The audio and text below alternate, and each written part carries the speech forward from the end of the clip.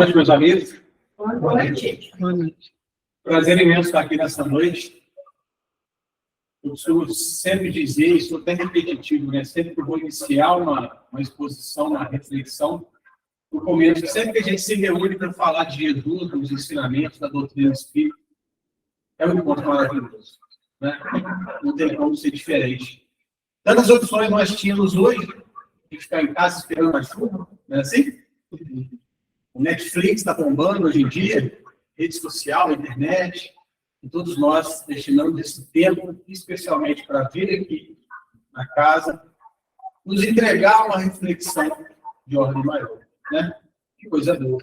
Então, muito obrigado aos encarnados que me convidaram, né? E a espiritualidade que aqui já me envolve a todos, que nós possamos ser uma noite maravilhosa de estudo, né? A gente vai até às 9, né? Das 9. Perfeito. Boa noite, pessoal de casa também, né? Não estou acostumado com a câmera. Desculpa, eu vou esquecer de vocês um pouco, mas é normal. Não estou acostumado com a tecnologia, não é assim? Esse tema é um tema interessante. Acho que todo tema acontece de uma forma um pouco interessante, curiosa, vamos dizer assim, né? Esse tema surgiu da seguinte questão. Na casa onde eu trabalho, eu fui convidado para fazer a palestra lá no domingo de Páscoa, 19 de abril. E nós temos o costume de sempre, em datas comemorativas, Páscoa, Natal, assim, esperar que seja falado algo a respeito da data. E eu falei, então tá, eu tenho que falar uma coisa da Páscoa, o pessoal vai aguardar isso. Só que eu falei assim, o que eu vou falar da Páscoa? Porque a Páscoa, na conotação, né, que movimenta aí o nosso mercado, não é a Páscoa do entendimento da Semana Santa, correto? Porque nós não entendemos a ressurreição de Cristo, né? Nós não entendemos o ovo, enfim, essa parte aí está fora do contexto do entendimento da doutrina espírita. E aí me veio primeiro assim, o título. Quando Jesus nasceu? Só que isso, naturalmente, ia fazer o pessoal entender na data do nascimento de Jesus, lembrar da manjedoura, como é que foi o processo. E a ideia, na verdade, desse tema dessa reflexão, não é discutirmos ou entendermos, refletirmos. Quando Jesus nasceu. Na verdade, é a gente se perguntar e refletir quando Jesus nasceu em você. Porque parece curioso, mas pode ser que em muitos de nós, Jesus ainda não tenha nascido nos nossos corações. Porque é uma confusão muito grande, veja bem.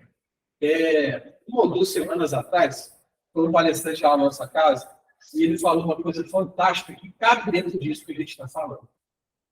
Jesus, ele não criou uma religião, tá vendo? Jesus não criou o catolicismo, o espiritismo, o protestantismo, por aí vai. Ele nos ensinou a amar ao próximo, o respeito, a caridade, certo? E o homem, né, os encarnados em si, que vão, sim, lendo a sua forma ali, os ensinamentos, e daí destinar, foi criada essa imensidade aí de doutrinas. Eu entendo, tá? Que sim, é uma permissão de Jesus para atingir todos os corações. Porque, veja bem, vamos supor que hoje eu diga para você assim, só existe catolicismo na face da Terra. E nós, que buscamos o Espiritismo para responder às nossas perguntas, aos nossos questionamentos, ficaríamos sem a doutrina? Né? Mas onde eu quero chegar com isso? Os católicos, os espíritas, os evangélicos, todos não creem em Jesus? Todos não se denominam cristãos? Parece viável, mas existe ainda intolerância entre irmãos de doutrinas diferentes. E aí, como se eu não consigo aceitar um irmão que mesmo que seja uma doutrina que respeite Jesus e creia em Jesus, vocês compreendem o que eu quero dizer? Porque o fato de Deus me denominar um religioso, eu vou no centro espírita toda semana. Então, eu sou religioso, eu sou cristão? Não necessariamente. Porque, às vezes, eu venho no centro espírita, eu vou na igreja católica, eu vou no templo evangélico, eu vou onde for, mas eu não consigo respeitar o irmão que está do meu lado. E o que é verdadeiramente ser cristão? Não é querer tentar ser a cópia de Cristo, seguir o passo de Cristo. Aí uma pergunta, se Cristo estivesse aqui agora, e a gente perguntasse a ele, Cristo, o que você acha da igreja católica, dos católicos? O que ele falaria? Meus irmãos amados. E da doutrina espírita? Meus irmãos amados. Dos evangélicos? A resposta não seria a mesma? E a gente não tem essa capacidade. Assusta às vezes, mas a Haroldo Dutra todo mundo conhece. Ele é criticado duramente por espíritas por ser amigo de um pastor evangélico e de uma... Esqueci lá da Igreja Católica. Uma freira. Ele é criticado. Ele fala isso numa palestra, né? Tem gravado no YouTube. Ele fala, gente, acredite se quiser. Eu sou criticado por ter amigos de outra doutrina. Nós entendemos, eles não entenderam a mensagem da doutrina espírita. Muito menos entenderam a mensagem de Jesus. Então, aí vem a pergunta. Será que Cristo realmente já nasceu em mim? E é isso que nós vamos descobrir nesse bate-papo dessa noite. Então, vamos começar primeiro, indo lá no Livro dos Espíritos, tá? Eu tirei uma frase do capítulo 1 e depois uma segunda frase do capítulo 11, mas uma complementa a outra. A primeira diz, Deus criou todos os espíritos simples e ignorantes, isto é, sem saber. Olha que interessante, a gente usa hoje o ignorante para intitular uma pessoa mal educada. Não é assim? Nossa, ele é muito ignorante. Né? Sempre que a pessoa é mal educada. Não. A essência da palavra ignorante é detrás para nós do livro dos espíritos. Sem saber. É falta de conhecimento determinado assunto.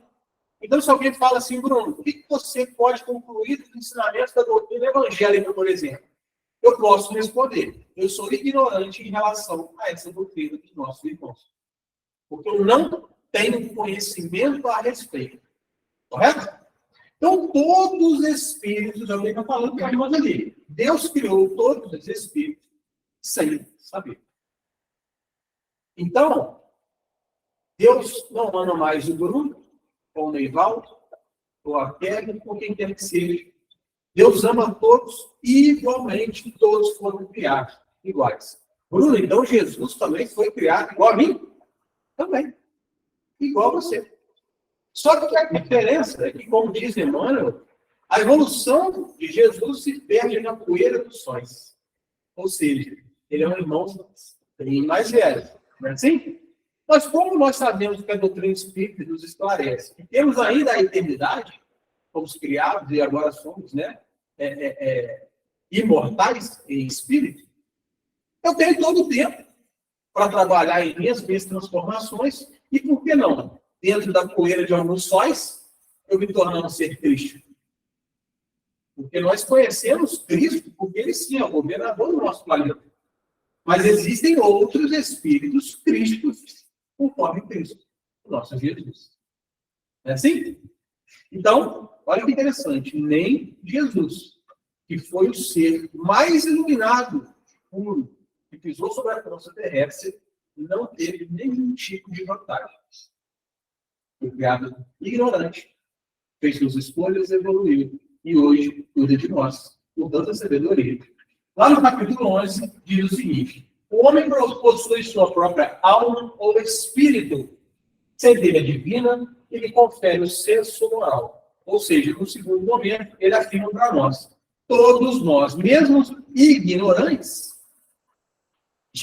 contemos a centelha divina e sabemos sim o que deve ser feito ou não, o que é certo e o que é errado. Muitas vezes a gente faz a opção pelo errado, Mas a gente, lá no fundo, a gente sabe que não seja importante. Eu não quero chegar com isso. Eu quero retornar na nossa história e lembrar que todos nós, um dia, fomos criados. Não sabemos por quantas encarnações estamos retornando, só sabemos que hoje é a nossa melhor versão. Né? Ninguém retrocede. O máximo a gente vai estacionar na encarnação. Mas piorar não. A lei dos espíritos. Correto? Então, dentro desse pensamento, falamos aqui agora sobre a criação do espírito. No segundo momento, agora eu vou trazer a seguinte imagem para nós. O Bruno das Cavernas. Eu confesso que eu tenho um pouco de inveja dele. Porque ele tem cabelo. E olho azul ainda. Não é? Mas, será que o Bruno das Cavernas, lá naquela época que ele andava com essa pele de animal, com aquele colete de madeira, ele estava preocupado se Jesus tinha nascido no seu coração? Ele estava preocupado que eu tinha que tratar bem do meu vizinho da caverna do lado? Não.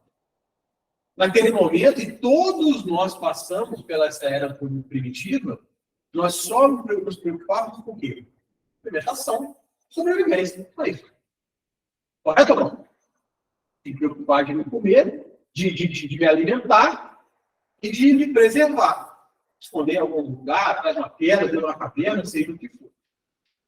Então, vocês entendem que, nesse momento, o Bruno não tinha ainda a consciência e a necessidade do despertar espiritual. Correto? Só que Jesus é tão bom, Deus é tão bom, que ele vai sempre nos oferecendo oportunidades de desenvolvimento. Não é assim?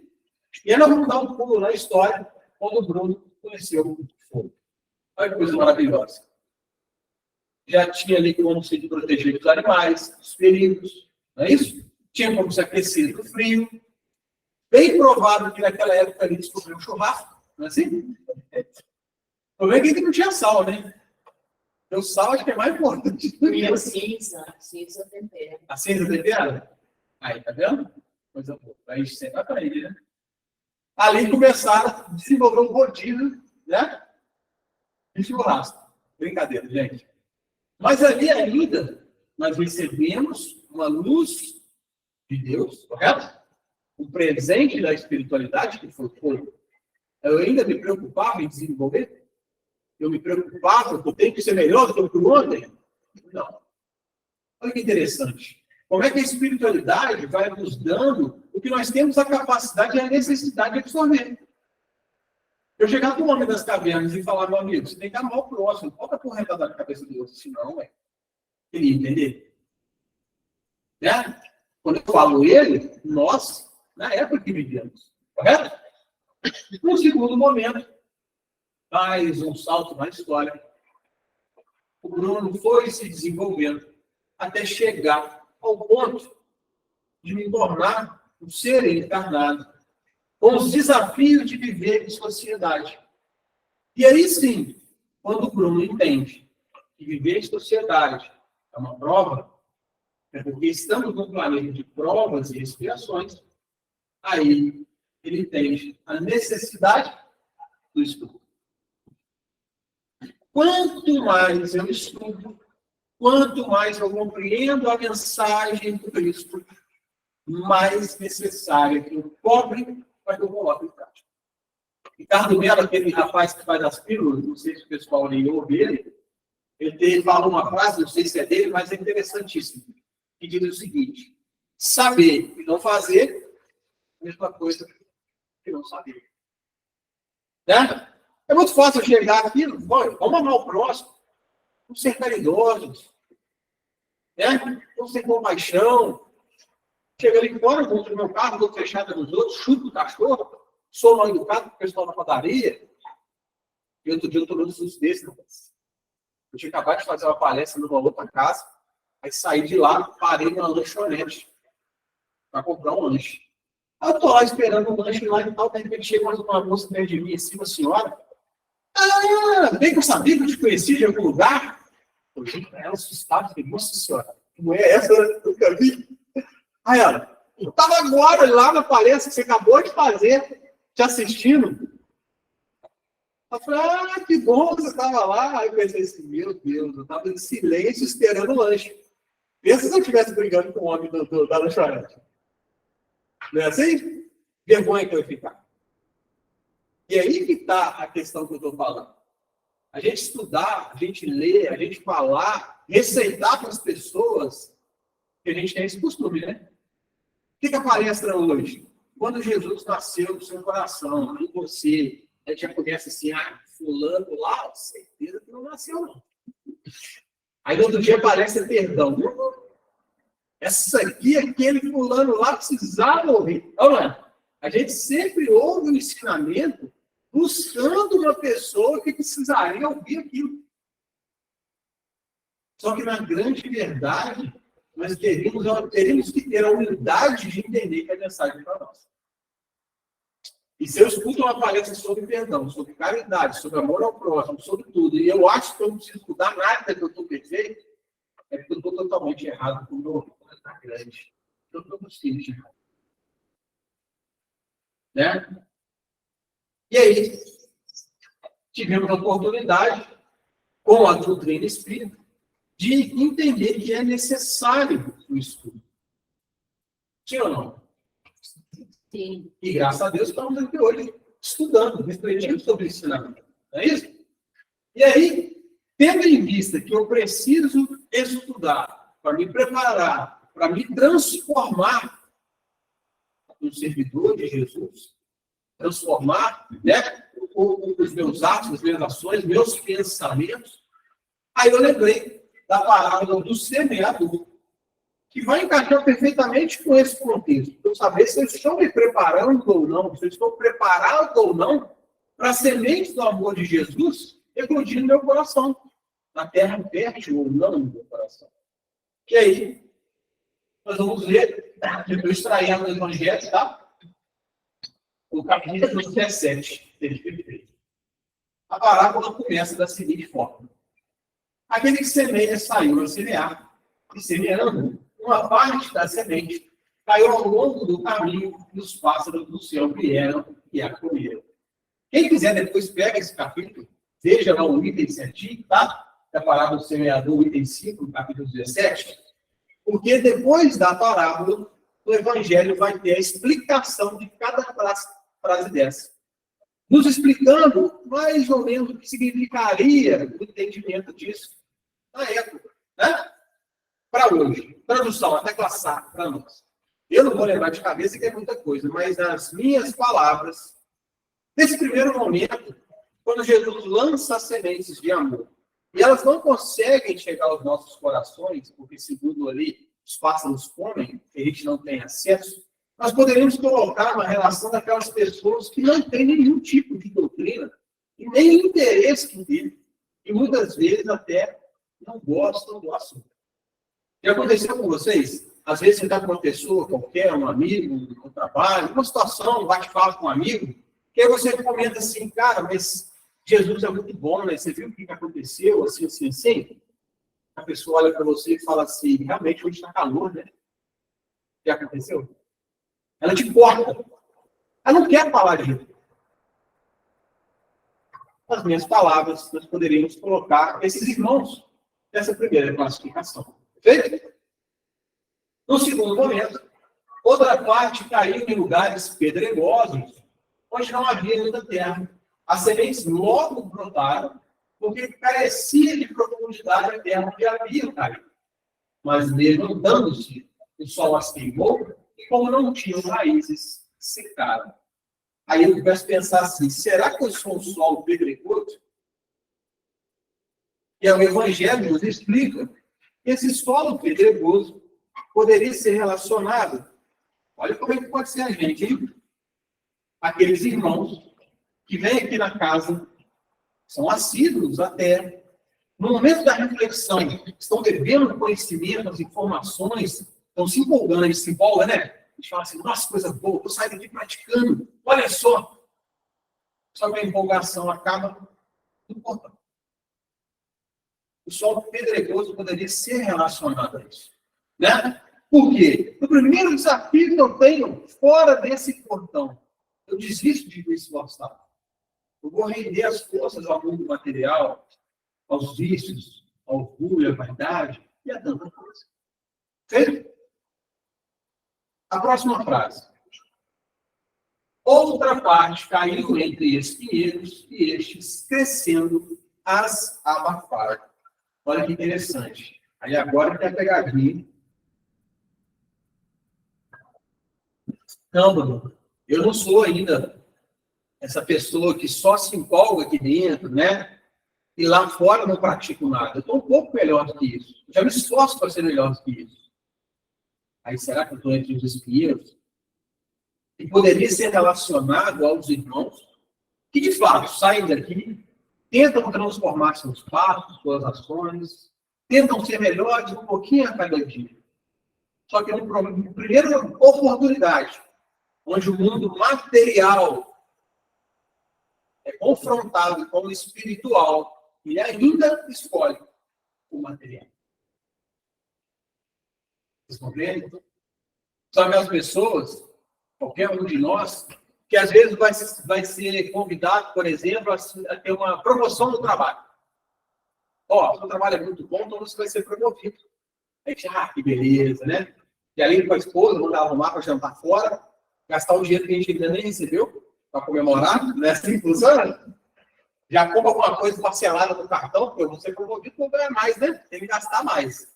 A gente faz desse jeito. Só que aí o patrão fala assim, só tem um porém. Qual porém?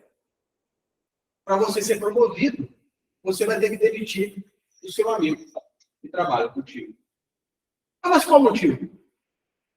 Ele faz tudo certo? Sim. Ele é um bom funcionário? Sim. Responsável, exemplar? Sim. Mas eu não consigo pagar 2 salários. Para te pagar um excelente salário, tem que parar de pagar o dele. Então você demita ele para que você seja promovido. E aí? Quem de nós não vai, às vezes, usar até a própria doutrina espírita para explicar a nossa ação, né? Não, eu vou permitir isso. Afinal de contas, estamos num mundo de provas e expiações. Ele precisa passar por essa prova de ficar desempregado. Não é assim? Quem de nós nunca ousou um pensamento desse? De querer usar a própria doutrina para justificar uma má ação. Só que, na verdade, isso é simplesmente a gente tentando camuflar o nosso verdadeiro sentimento. Que é o egoísmo. É a história, eu quero para mim, o problema é dele. Mas o quê? Eu fui melhor, mereci. Enquanto se Jesus já tivesse nascido em nossos corações verdadeiramente, o que eu diria? Se para mim a felicidade ocorrer, depende da tristeza dele, eu abro mão. Difícil, né? Quem de nós faria ou não isso? É só uma simples. Não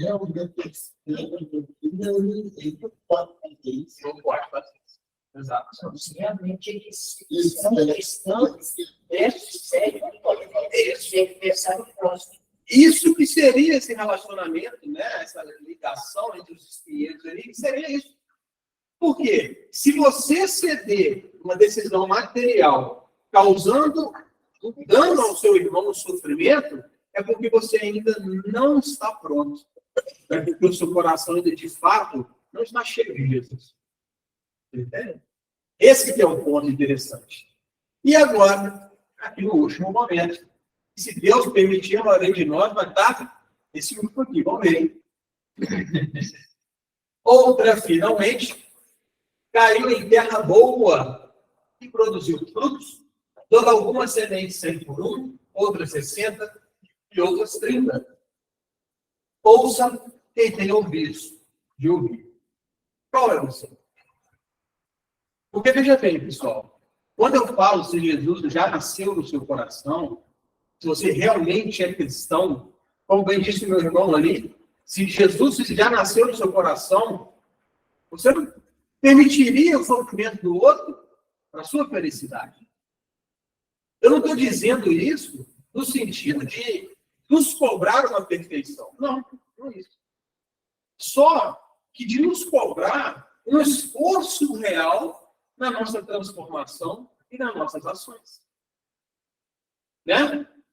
Porque o fato de eu ser espírita, o fato de eu ser cristão, não significa que eu estou me esforçando diariamente para tomar a minha má tendência, para não causar mal ao meu irmão, para reparar o erro que eu cometi. Vocês entendem? Conversando outro dia com um amigo de uma casa espírita, ele falou assim: Bruno do céu, é vivendo e descobrindo que a gente realmente não evoluiu muita coisa. Eu falei, por quê? Aí me contou o caso de uma reforma na casa dele lá e tudo. Aí, segundo ele teve um desentendimento com o pedreiro, e no momento do desentendimento, já soltou uma resposta dele, sabe? E aquela resposta mal educada, a gente sempre se enche, né? Aquele ego, aquele orgulho, e fala assim: teve mais do que você mereceu. É, mano? E ele falou assim: cara, até me vergonha de lembrar disso. Mas, à noite, eu fui deitar, descansar, aquilo ficou me cobrando, martelando na minha cabeça. Martelando. E no dia seguinte, eu não me contive, fui atrás do rapaz e pedi desculpa para ele. Isso é a prova que Jesus está nascendo em nossos corações. Né? Porque seria muito mais fácil a gente dizer o seguinte: ele teve o que mereceu. Eu expliquei certinho, não fez porque foi responsável. A gente sempre culpa o outro pelo erro que a gente comete. Só que, no entanto, o que ele fez? Ele reconheceu o erro. Foi humilde o suficiente para dizer: eu estou errado. Eu não posso me manter no erro. Vocês não têm ideia, ele me dizendo, do peso que foi tirado do coração dele. Ele ficou mais leve de ter pedido desculpas, perdão, para aquela pessoa. Essa é a verdadeira tentativa de transformação. Correto? Quantas e quantas vezes a gente se equivoca na caminhada? Deixa eu falar. Não vamos deixar, não. Porque às vezes o amanhã não vai existir para a gente pedir perdão. Né? E aí, eu queria dizer para vocês que existem muitas formas e momentos que Jesus pode nascer em nossos corações. Uma doença muito grave. Né? A gente conhece casos de pessoas que às vezes não tinham uma doutrina, um direcionamento, e aí se viu muito doente, quase morreu. Ele volta na saúde, buscando a igreja, a doutrina espírita, agarra no trabalho comunitário, não é assim? Às vezes, uma dificuldade com o filho. Quantas mamães aí, né? Não sofrem pelos filhos, os pais também. E por causa disso, também vão buscar, através da dor, um segmento doutrinário, uma religião, e a partir dali, Jesus nasce nos corações. E vou te falar, se a gente for buscar, existe Jesus, existe o bom, o belo, ao nosso redor o tempo todo. E muitas das vezes a gente não enxerga. Existem vários irmãos nossos que adoram, né, criticar os nossos irmãos evangélicos, por exemplo. Sim ou não? Sim. De fato, existem algumas igrejas evangélicas que, por erro, não da doutrina, mas dos encarnados que estão à frente, transformam o entendimento para causar um prejuízo em alguém. Mas quem disse que isso também não ocorre na casa espírita? Também dentro das casas espíritas, a nível nacional, existem exemplares de casas de um evangelho mal interpretado para tirar uma vantagem. Verdade. A gente não pode achar que dentro da doutrina espírita não existe erro. Perdão. A doutrina não tem erro. O movimento, sim, é falível, porque o movimento espírita somos nós. E todos nós carregamos o nosso orgulho, a nossa vaidade, a nossa vontade de ser mais, de ser isso. Eu acho que o orgulho e o egoísmo é pior.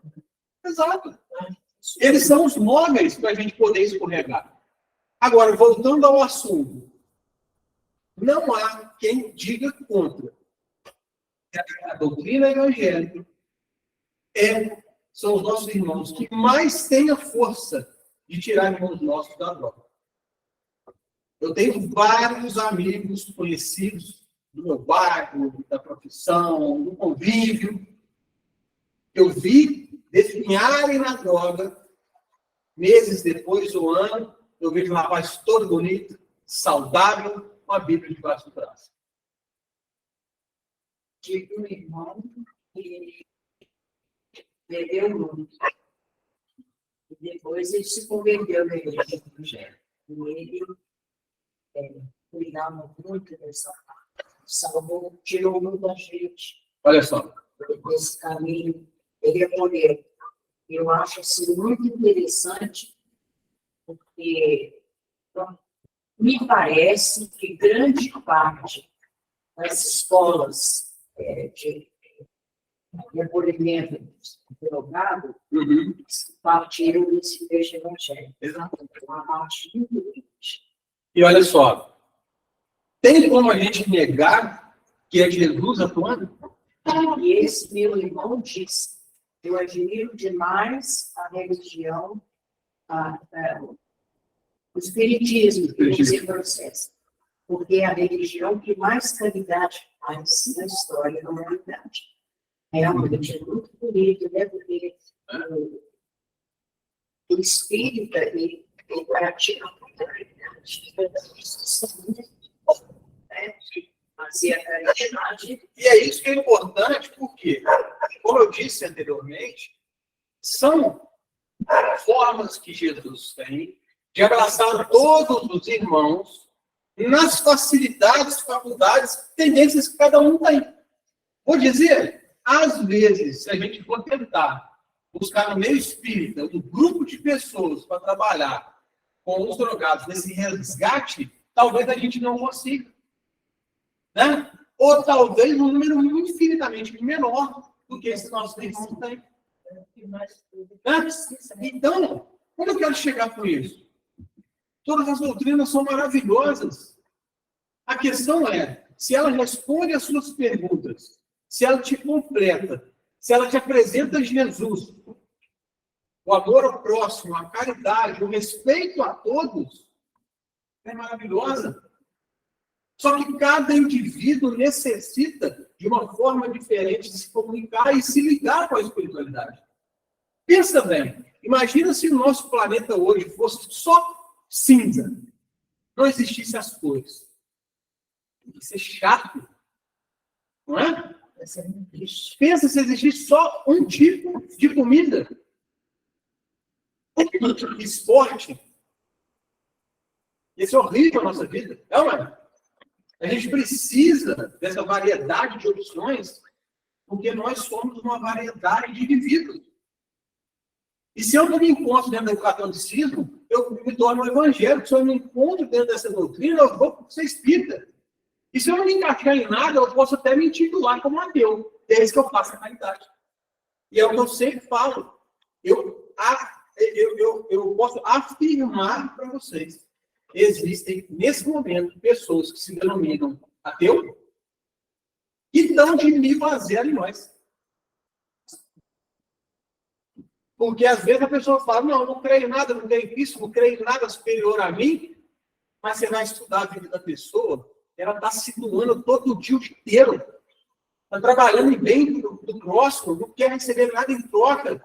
Está paradinha, quietinha, mas está ajudando um monte de gente. Quem tem dúvida que esse irmão está ganhando muito mais, né, reconhecimento espiritual do que qualquer um da doutrina espírita que chega aqui na frente e fala, eu já li 200 livros, já li 400. E o que você está fazendo com você? Esse é o ponto. Eu sou médium, sou passista, dou cesta, sou isso, sou aquilo. A gente gosta, a gente que eu falo, generalizado, né? Todos, o globo, gosta de ter títulos, ter influência, visibilidade, mas esse não é o ponto. Cristo teve a oportunidade de vir à Terra nas condições que ele quisesse. Ele poderia reencarnar como o maior, o mais grandioso rei, imperador, seja o que for, mais rico, mais forte, o melhor exército. Ele não poderia ter programado isso. O que ele fez? Ao contrário, Veio humilde. ele humilde. Mais humilde. Ele veio para os doentes, os humildes, aqueles que estão à margem da sociedade. E é esse exemplo que a gente tem que buscar. Né? Se a gente for parar para ver, os ensinamentos de Jesus são maravilhosos. Todos eles são maravilhosos, são muito intensos, muito profundos. Né? E aí, dentro desse pensamento, que Jesus poderia ter nascido numa doença, num acidente que eu nada sofri, numa conquista grandiosa da minha vida, numa dor muito grande, eu trouxe um exemplo. Só pela imagem, alguém arrisca quem é? Não? Paulo. Exato. Paulo. Ainda, né, quando ele adotava o nome de Saulo, ele estava caminhando na estrada de Damasco, não é isso? Quando ele cai do cavalo com uma luz muito forte que o deixa praticamente cego. Na verdade, o deixa cego, não é assim? Aí eu fui lá no livro, Paulo e Estevão, e extraí essa pequena parte do texto para a gente entender. Jesus pergunta, Saulo, Saulo, por que me persegues? E ele responde, quem sois vós, Senhor? Eu sou Jesus. Não recalcitres contra os aguilhões. E aí Paulo diz, Senhor, quereis que eu faça? Ali mesmo, no santuário augusto do Espírito, seja o protesto de entregar-se a Jesus para sempre. Olha a frase que Paulo, antigo Saulo, depois, né, de convertido, se torna Paulo, nós conhecemos da história. Olha a frase que ele fala. Que quereis que eu faça? Se fosse a gente hoje, o que a gente falar? Que quereis que eu faça no sábado de tarde? Eu estou tranquilo? Porque durante a semana é puxado, né?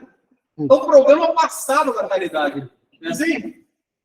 Ou o que quereis que eu faça no dia que eu estiver tranquilo, bem alimentado, com sono em dia, sem estar atrasado, aí você bota uma oportunidade para eu fazer a caridade. Verdade ou não? Paulo não fez isso. Paulo disse o seguinte, o que quer que eu faça?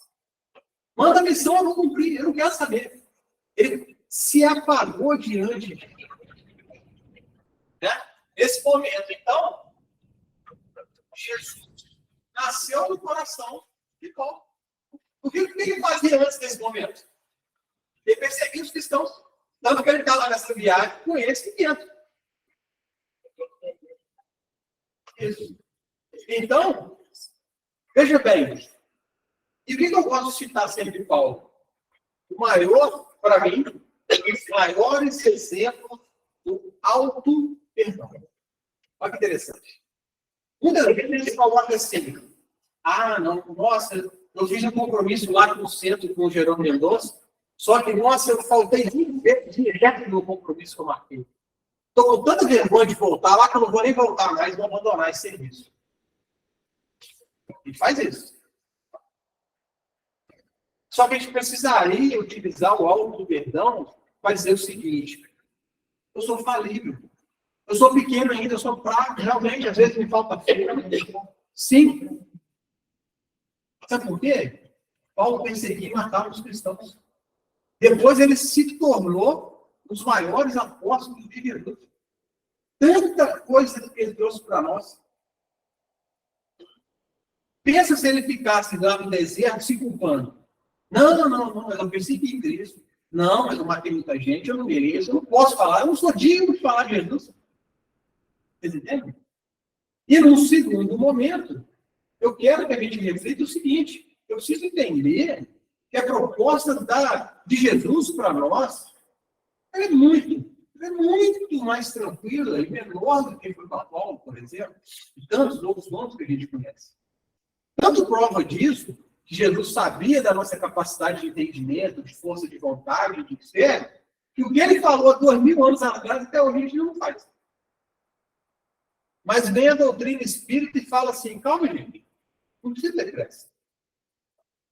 Não fica olhando para o seu irmão ali do lado, que às vezes já está um pé na sua frente no desenvolvimento dele, porque muitas das vezes, quando você vai colocar os outros como um exemplo, você pode se frustrar. Quer um exemplo? Eu sempre brinco de Chico, né? Se você dormir hoje e falar assim, amanhã eu vou acordar Chico Xavier, Bruno Xavier, amanhã, cedo, 8 horas da manhã, eu não vou conseguir. Eu vou me frustrar. Então, que eu não queira ser igual ao outro. Eu posso ter esses outros etapas como uma referência positiva, certo? Mas não me cobrar que eu seja ele amanhã. Eu tenho esse outro como uma referência. É possível. Mas o que eu tenho que fazer amanhã? Ser melhor do que eu fui hoje. Só isso. Sabe por quê? Ao ouvir o Neivaldo fala assim, Neivaldo, quantos livros você já leu? O Neivaldo, eu comecei agora há pouco tempo, li 198 livros da doutrina. Eu pensei assim, nossa, mas eu não li nenhum. Vou nem começar. Porque só que eu pensar o tempo que eu vou gastar com 98 livros, eu preciso de novo. Me dá uma, né? Por isso, eu tenho que olhar para o meu irmão e falar, nossa, ele leu isso tudo, então é possível fazer. Legal. Isso tem que gerar uma força de vontade. Mas o meu desafio agora é ler o primeiro livro. Então, ler o primeiro, vai ser o segundo, vai ser o terceiro, o quarto, e por aí vai. Vocês entendem o exemplo que eu quero dar? Eu não tenho que estar buscando no outro uma referência de como eu tenho que ser. Não. Eu posso mostrar uma referência que é possível alcançar, mas que eu me desafio de ser melhor do que eu. Tá? E agora no Evangelho também, segundo o Espiritismo. Porém, não estou conseguindo ler o item, é a porta estreita.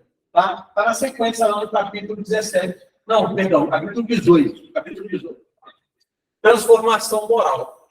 Agora, por que é tão difícil a gente se propor essa transformação, esse esforço de ser melhor, de permitir que Jesus nasça nos nossos corações? O Evangelho vai me explicar. Larga a porta da perdição, porque são numerosas as paixões más, e porque o maior número de heredas do caminho mal, estreita da salvação, porque há grandes esforços sobre si mesmo é obrigado o homem que aquele. Perdão. Porque há grandes esforços sobre si mesmo é obrigado o homem que aquele transpor para vencer suas más tendências, coisas que a pouco se resignam. Ou seja, eu preciso fazer um maior esforço sobre mim. E é por isso que, às vezes, eu posso afirmar que eu sou o meu maior inimigo. Né? Por quê? Por que é difícil a transformação? Porque a escolha da porta estreita ao invés da larga, ela vai me cobrar o amor ao próximo. Correto? Tanto se fala do amor ao próximo. Será que a gente ama o próximo mesmo? Ou a gente ama o próximo, que está debaixo do mesmo teto, que gosta das mesmas coisas que eu? A gente já sabe que o próximo não é só isso. Né? Humildade, nós somos cobrados a humildade. Para a nossa transformação ocorrer, necessariamente eu tenho que correr atrás, me desafiar de ser mais humilde amanhã.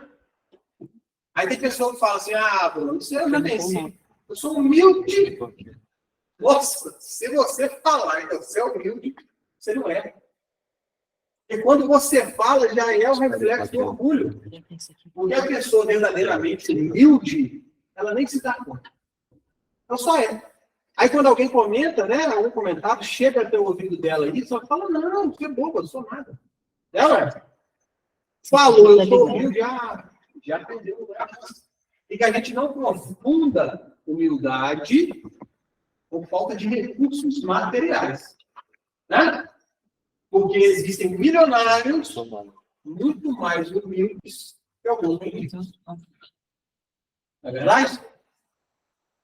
Caridade está bem ligado a isso também. Né? Que a gente não faça a caridade buscando as postagens, buscando a fama, buscando a divulgação para que todos possam me aplaudir.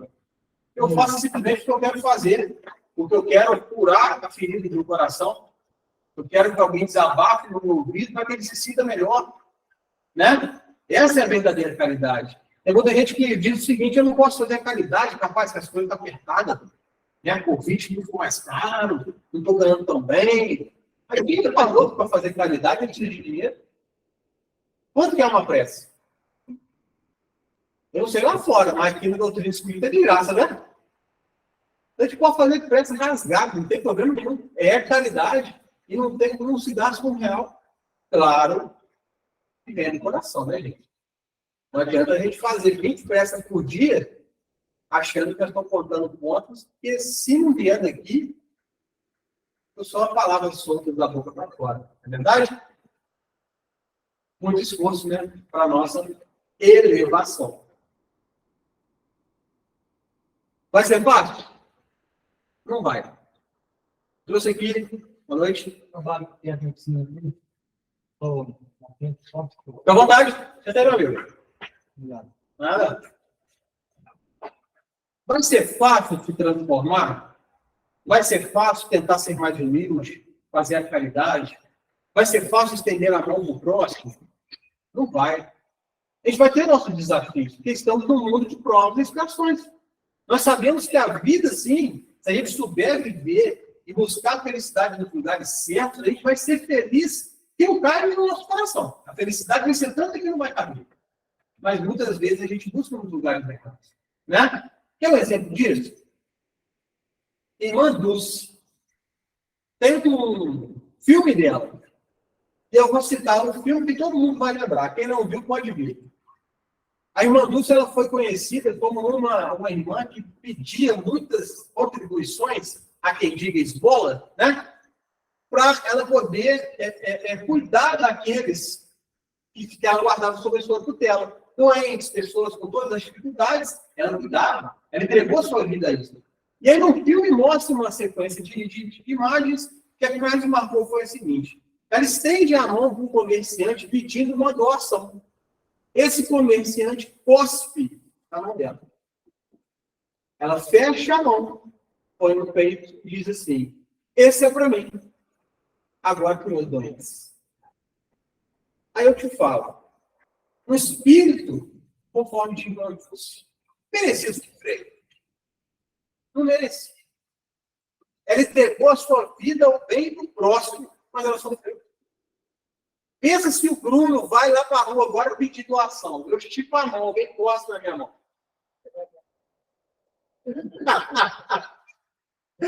Ela falou que ele dá uma peteleca na orelha de alguém com um cuspe na mão, né?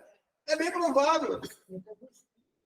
Ou cuspir de volta, tanta coisa a gente iria fazer. Mas eu acho que talvez a última coisa que a gente iria pensar é em fechar a mão com toda a humildade e dizer para mim. Eu aceito se é isso que você tem para me oferecer. Mas me dá uma doação assim, mesmo jeito que os outros agora. Né? Outro camarada que a gente conhece muito, Chico Xavier, o que falar dele? Pequenininho tomava garfada na barriga, coitado. Merecia sofrer. A gente acha, né, que a nossa vida, só porque eu venho no centro espírita, só porque eu estou tentando devolver o troco na padaria quando vem errado, só porque eu respeito a vaga de deficiente, minha vida tem que ser perfeita. Maior equilíbrio, sem dores, sem dificuldades. As nossas referências encarnadas aqui sofreram.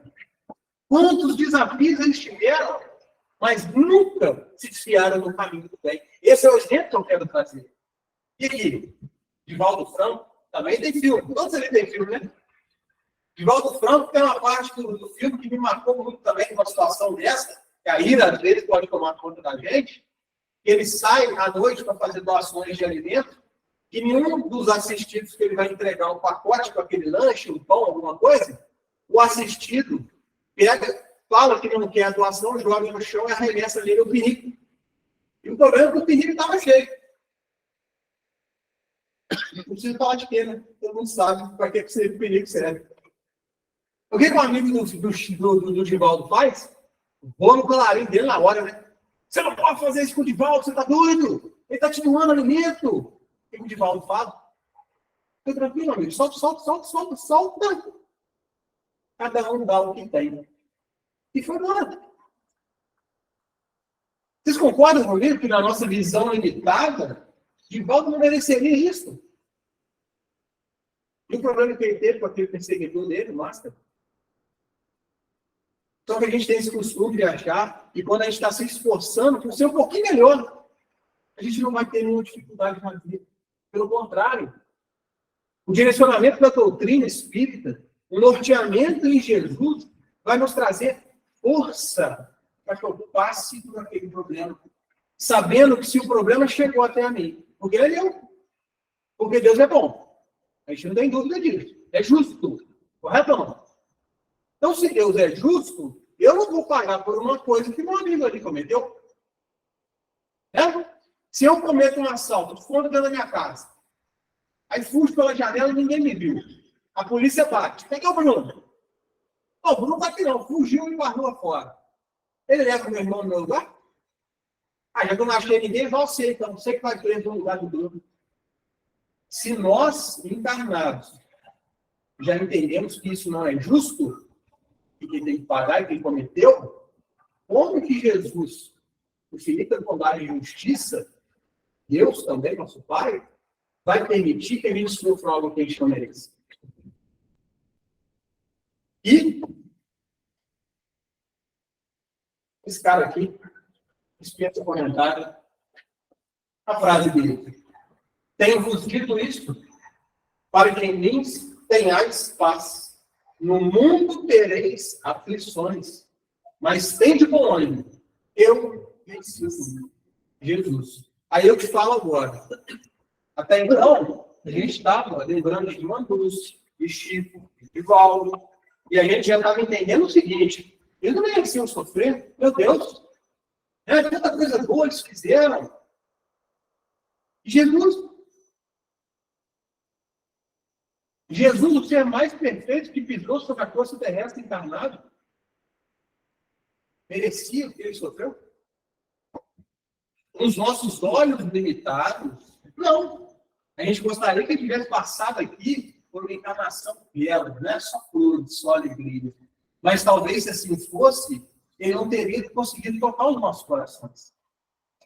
E o que eu quero dizer é que foi por amor, e somente por amor, que ele se entregou a tantas complicações que ele sabia que ele ia enfrentar, inclusive a cruz. Alguém tem dúvida que Jesus sabia que ia ser crucificado? E aí você pensa, eu sabendo que você vai me crucificar, eu continuar te amando e ainda pedindo no meu último suspiro: Pai, perdoe, eles não sabem o que fazem. Ele pede para que nos perdoe. Hoje, alguém pisa no meu pé no ônibus. Eu já quero o quê? Então, eles estão na orelha dele. Não. Vocês entendem o que eu quero dizer? Eu quero dizer, meus irmãos, como eu disse, não vai ser fácil, mas é possível. Porque nós tivemos tantos e tantos irmãos aqui mostrando para a gente que sim, que é possível fazer. E nós façamos, então, o nosso máximo esforço para que essa transformação aconteça. Se eu entender que Jesus ainda não nasceu bem dentro do meu coração, eu faço o meu esforço para o meu coração se torne essa terra fértil que eu preciso, para a semente de amor de Jesus poder colher. Que eu seja humilde o suficiente e consciente, eu sou encarnado imperfeito, sim. Estamos aqui todos no mesmo patamar. Tem gente que se orgulha de dizer assim: eu não bebo, eu não fumo. Fala como se fosse um semideus. Não é assim? Até estupa o peito. Mas, às vezes, fala mal dos outros o dia inteiro. É pior. Vocês entendem? Quando eu não tenho um vício, eu uso isso para me achar mais do que alguém, já está errado. Essa não é a proposta. O que eu posso ver se alguém perguntar para mim e falar: você não bebe, não? Não, não bebo, cara. Mas o que aconteceu? Me explica. Eu posso dar isso como uma ferramenta para motivar alguém a largar o vício, que é isso que ele quer. Mas se ele não quer, está tudo bem também. A vida é dele. Ele usa o livre-arbítrio da forma que ele quiser. Eu preciso tolerar isso. Gente, tolerância. Tolerância. Famílias e mais famílias se racharam ao meio por causa da política. Sinceramente, palavras do Bruno, tá? Bruno, não tem nada a ver com a coisa. Isso está escrito em lugar nenhum. Para mim, é uma vergonha uma pessoa dizer que é espírita e terminar um relacionamento familiar por causa de política. Porque se nós compreendemos que a doutrina espírita explica, se nós realmente deixamos Jesus nascer em nossos corações, ele gostando do partido A, B, C, D, O, F, eu vou amar do mesmo jeito. Seja o governante, ou seja o meu irmão, meu tio, meu primo, meu avô, meu amigo de trabalho. Porque o verdadeiro espírito, aquele que compreendeu a mensagem, o partido dele é Jesus. Independente do governante que está lá agora, ou está do outro, ou assim, 10, 20, 50 anos atrás, o verdadeiro espírita vai somente fazer o quê? Orações, preces por aquele irmão que está lá no governo, para que ele faça o melhor por todos nós que estamos nesse grande navio chamado Brasil. Vocês compreendem o que eu quero dizer? Então, para a gente encerrar a reflexão dessa noite, né? Esse vídeo está no YouTube, quem quiser ver ou mandar para alguém, que ele é muito bonitinho, chama Dia Mundial da Gentileza, né? E cabe dentro do que nós estamos falando aqui. Talvez Jesus tenha nascido no coração desse rapaz, no momento que aquela senhorinha pega no braço dele, né? O obriga a fazer uma boa ação, e naquele momento ele se vê entre tudo ou nada, é obrigado a tirar a mão do bolso para se proteger devido àquela tensão, aquele susto. E ele, claro que na brincadeira, ali ele descobre que ele tem as mãos, que as mãos podem trabalhar. E você percebe que quando ele descobre que ele pode fazer a gentileza, que ele pode trabalhar no bem do próximo, como é que o astral todo muda em volta dele, né? E todas as pessoas que ele estavam cercando, naquele primeiro momento, repugnando a atitude dele, né? Voltam a sorrir para ele. Então, para a gente ver que a nossa atmosfera, ela se transforma quando a gente se transforma.